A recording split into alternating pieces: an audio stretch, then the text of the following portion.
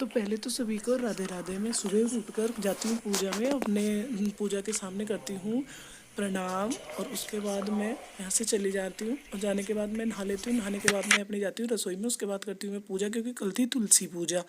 तो दोस्तों, बृहस्पतिवार का दिन मेरे लिए बहुत ज़्यादा महत्वपूर्ण है, बहुत ज़्यादा खास है, क्योंकि मेरा ज़िंदगी खुशहाली से भर गई। तो सबसे पहले मैं रसोई में आई और उसके बाद मैंने अपने बच्चों को सैंडविच बना के दिया।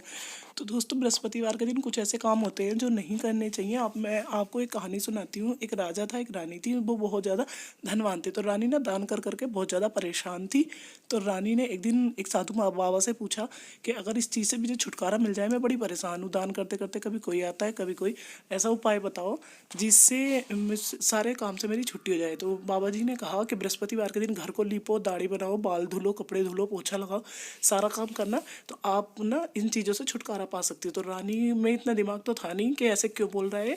तो उन्होंने बिल्कुल वैसा वैसा किया जैसे साधु बाबा ने उन्हें बताया था।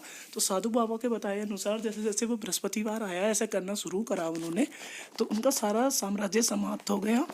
बड़ी खुश थी कि अब कोई दान लेने नहीं आता, मुझे बार बार कुछ करना नहीं पड़ता, मैं ठाली रहती हूँ। तो इस वजह से वो बड़ी खुश थी। लेकिन बाद में ऐसी दरिद्रता फैली कि उसके खाने तक के लिए कुछ नहीं रहा। तो रानी ने बड़ा दुखी हुआ, रानी को ये सोच कर कि मैंने ऐसा क्या कर दिया जिससे मेरा सारा साम्राज्य नष्ट हो गया। तो फिर उसने साधु बाबा से पूछा उपाय। तो उन्होंने बताया कि आप ना कुछ भी मत करना, आपका साम्राज्य बिल्कुल ठीक हो जाएगा। तो इसी तरह से दोस्तों, मैं भी कुछ नहीं करती हूँ, क्योंकि मेरी ज़िंदगी में भी बहुत बड़ा खास महत्व है इस चीज़ का, बृहस्पतिवार का।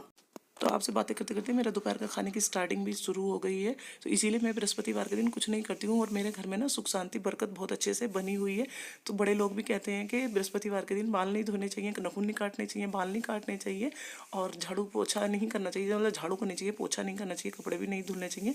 तो अगर बात अच्छी लगी हो तो कमेंट में ज़रूर मुझे कमेंट जरूर करना। तो शाम के टाइम भी मैंने तुलसी में चला दिया है दिया। तो देखिए कितने अच्छे से मेरी तुलसी सुख शांति से फल फूल रही है। तो आप भी इसी तरह से करिए और खुश रहिए।